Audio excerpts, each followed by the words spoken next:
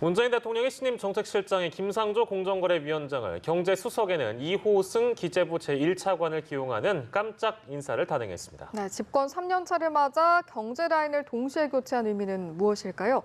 전문가와 함께 분석해보는 시간 갖도록 하겠습니다. 김대우의 경제읽기, 오늘도 김대우 경제학 박사와 함께합니다. 어서 오십시오. 예, 오늘 저희가 나눌 주제 마찬가지로 안혜경 앵커가 준비했습니다. 네, 오늘 경제읽기 주제는 청와대 경제참모진 교체입니다. 문재인 대통령이 오늘 청와대 경제정책 컨트롤타워인 정책실장과 경제수석을 동시에 교체했습니다. 신임 정책실장으로는 김상조 공정거래위원장이 임명됐고요. 경제수석으로는 이호승 기획재정부 1차관이 임명됐습니다.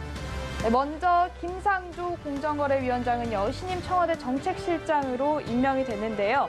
재벌 저격수라는 별명을 가진 교수 출신입니다. 2년 전 문재인 정부 초대 공정거래위원장으로 임명이 됐습니다. 공정한 시장 환경을 만들겠다, 이런 문 대통령의 뜻에 따른 인사였는데요. 김 실장은 공정위를 이끌면서 총수 일가의 일감 몰아주기 등 재벌 개혁 과제를 적극 추진했다는 평가를 받고 있습니다. 다음으로는 이호승 신임 청와대 경제수석입니다. 기재부의 주요 보직을 거친 것이 경제통인데요. 작년 12월에 청와대 일자리 비서관에서 기재부 차관으로 자리를 옮긴 뒤에 6개월 만에 다시 청와대로 돌아오게 됐습니다. 이 수석은 경제분석과장, 종합정책과장 등을 거치면서 거시경제뿐만 아니라 미시정책과 일자리 정책 등을 폭넓게 입안한 인물입니다. 청와대는 오늘 인사 배경이 공정 경제를 좀 더 강화하기 위해서다라고 밝혔는데요. 직접 들어보시겠습니다. 주도 성장, 혁신 성장, 공정 경제 등 3대 핵심 경제 정책의 성과 창출을 가속화하는 데 큰 역할을 할 것으로 기대합니다. 네, 한편 청와대 브리핑이 끝난 뒤에 기자들과의 문답 과정에서 이번 인사가 문책성 인사가 아니냐, 이런 질문이 나왔습니다. 이 질문에 대해 청와대는요, 문책성 인사가 아니다, 상관없다라고 선을 그었는데요. 하지만 일각에서는 오늘 인사는 최근 경제 상황에 대한 문재인 대통령의 답답한 심정이 반영된 것이 아니냐, 이런 분석도 제기됩니다. 지금까지 경제읽기 브리핑이었습니다. 네, 브리핑 듣고 왔습니다. 그렇습니다. 이제 이 인사에 대해서는 보는 시각이 조금 다른 시각도 있어서 다 함께 짚어볼 텐데요. 김상조 공정거래위원장, 이호승 기획재정부 1차관 각각 이제 임명이 된 상황인데 일단 어떻게 평가하시는지?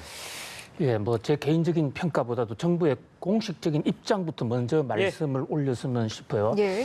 자, 고민정 대변인이 인사를 하면서 여러 가지 배경 설명을 했는데 그중에서 특히 주목할 대목은 김상조 이 위원장을 정책수석으로 발탁한 배경에 대해서는 기업과 민생 경제에 활력을 정진한다라는 대목을 강조했습니다. 예.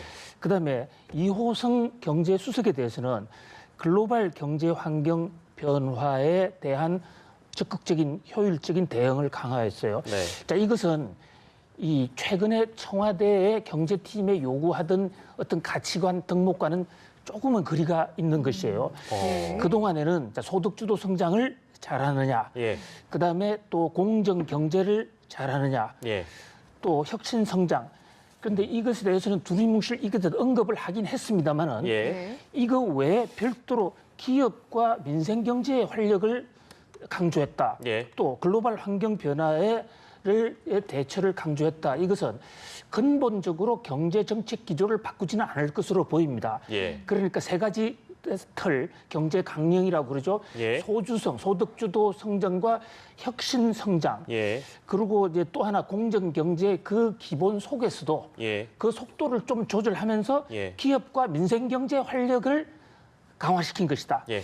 거기다가 또 하나 지금 미중 무역 전쟁으로 야기된 글로벌 환경 변화에도 강화시키는 네네. 이런 어떤 조금 융합형 그런 어떤 이 개각 어떤 개편이 아니었나 싶습니다. 예. 네, 그러니까 큰 틀은 유지하는 선에서 어떤 속도 조절이라든지 이런 부분들로 좀 변화를 꾀하는 그 정도로 해석을 해주신 것 같은데 저희가 이제 사실은 이번 임명을 통해서 앞으로 어떻게 좀 경제 정책이 흘러갈 것인가 이걸 좀 추이를 저희가 예상을 좀 해봐야 할 텐데 가장 쉬운 게 이제 전임자들과 비교 이 차이를 통해서 좀 알아볼 수가 있을 것 같습니다. 어떤 차이가 있습니까? 그렇습니다. 사실 이게 청와대 정책실장이라는 자리가 노무현 대통령 때 생겨서 이명박 대통령까지 하다가 박근혜 대통령들 없어졌지만 다시 부활됐는데요.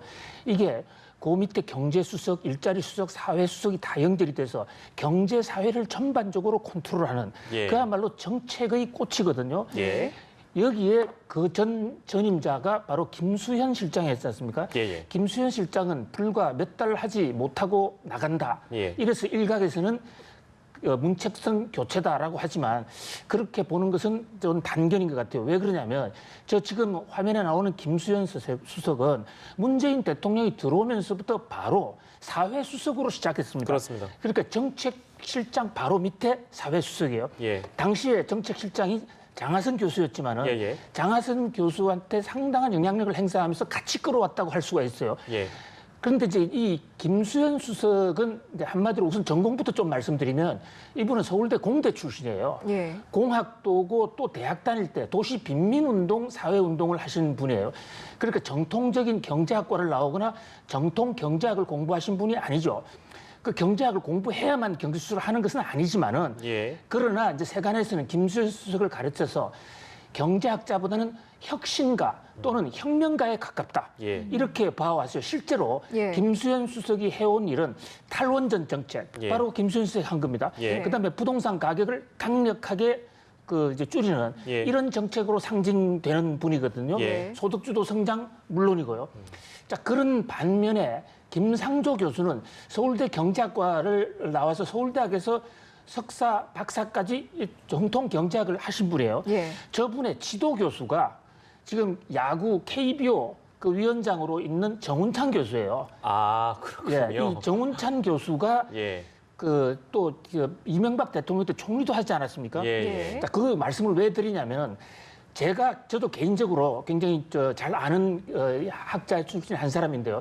저분은 생각보다 알려진 거 재벌 저격수라 해서 굉장히 공격적으로 알려져 있지만 사실은 굉장히 합리적인 이코노미스트예요. 그리고 물론 자기의 소신이 있어서 재벌 개혁을 분명히 하지만은 적어도 경제학적인 바탕이 확실히 돼 있다.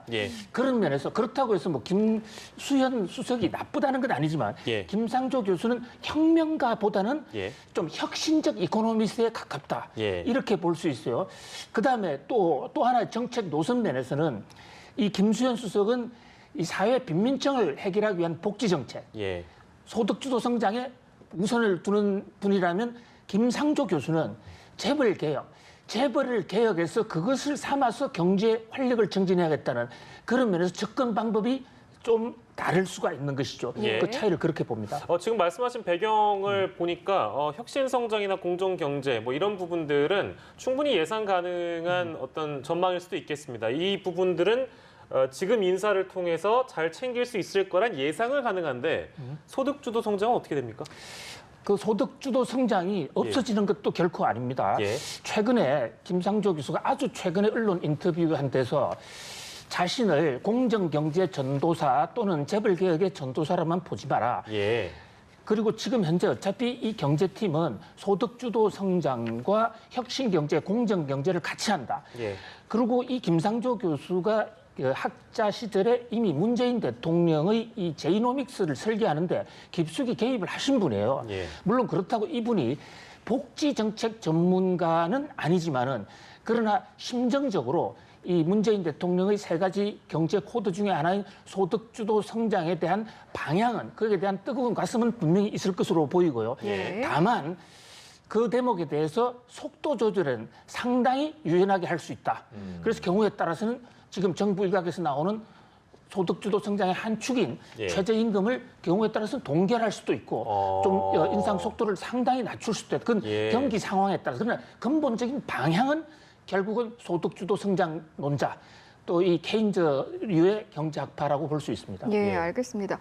아무래도 김상조 실장 그리고 이호승 수석 지금 현재 경제 상황을 봤을 때 앞으로 좀 많은 과제들이 앞에 놓여 있다라고 볼 수가 있겠는데요.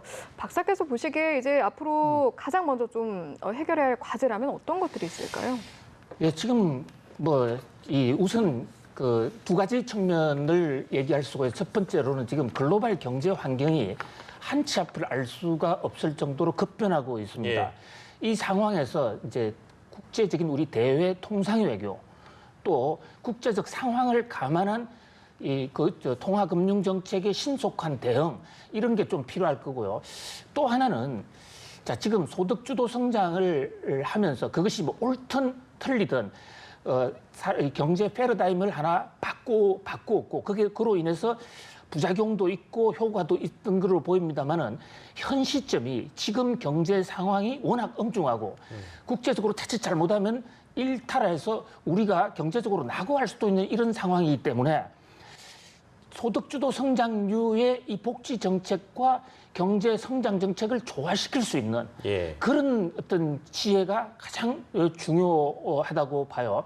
또 경우에 따라서는 이 경제 상황에 따라서는 경제라는 게 A로 가면 B로는 못 가고 B로 가면 A로 못 가는 게 아니거든요. A로 가기도 하고 B로 가기도 하고 그걸 섞어서 가기도 하는데 그런 면에서 좀 유연한 그런 면에서 야당의 얘기도 조금은 폭넓게 감안을 해주는 그런 어떤 이 정책의 묘가 필요하다고 봅니다.